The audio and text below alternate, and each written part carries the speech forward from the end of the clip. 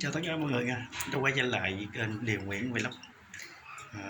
Ở Sài Gòn hiện giờ tình hình dịch bệnh vẫn còn căng thẳng thì mình vẫn chưa có đi làm được. Lúc nãy mình có lén đi ra ngoài bờ sông để hái lục bình về. Hôm nay mình làm cái món là lục bình xào nha, để mình sẽ làm cho mọi người xem.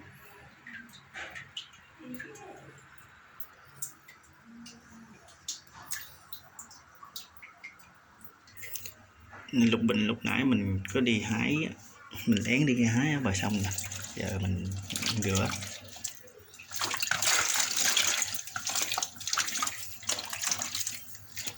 rửa sạch cái lục bình này, đúng rồi, có lòng xào ăn thì rất là ngon.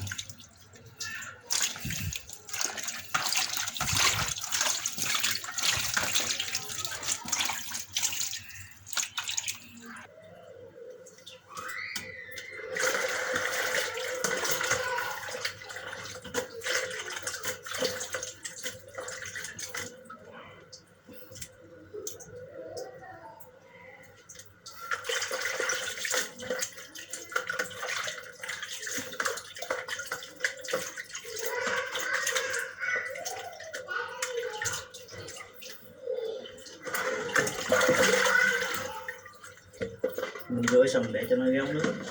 Giờ chuẩn bị bắt bếp lên.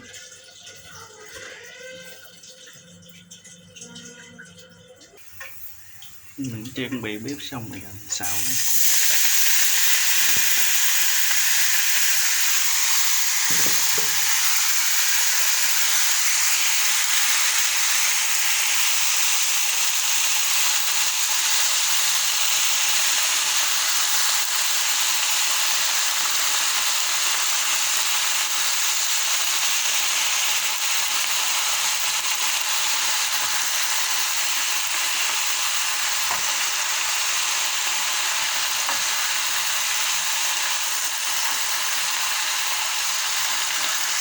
Lúc mình này mình để xào hoặc là nấu canh chua ăn nó rất là ngon.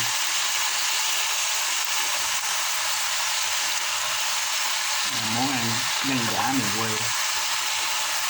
Những người ở sống ở thành thị thì chắc không biết món này đâu.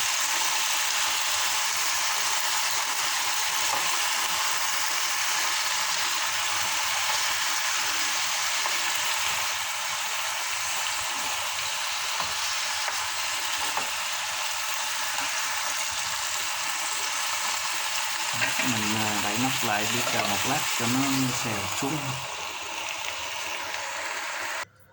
Rồi mình xào cho nó vừa chín thôi mọi người. Bây giờ nó cũng đã vừa chín vừa mềm. Mình cắt ít hành bỏ vô.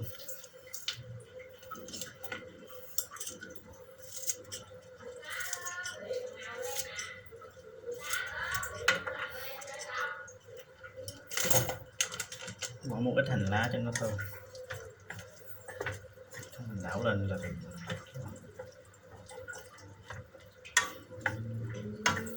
Và bây giờ vậy là đã chín rồi. Đây mọi người, mình đã chuẩn bị xong cái món lục bình xào nha. Đây mình đập trang tí mình đã chuẩn bị xong.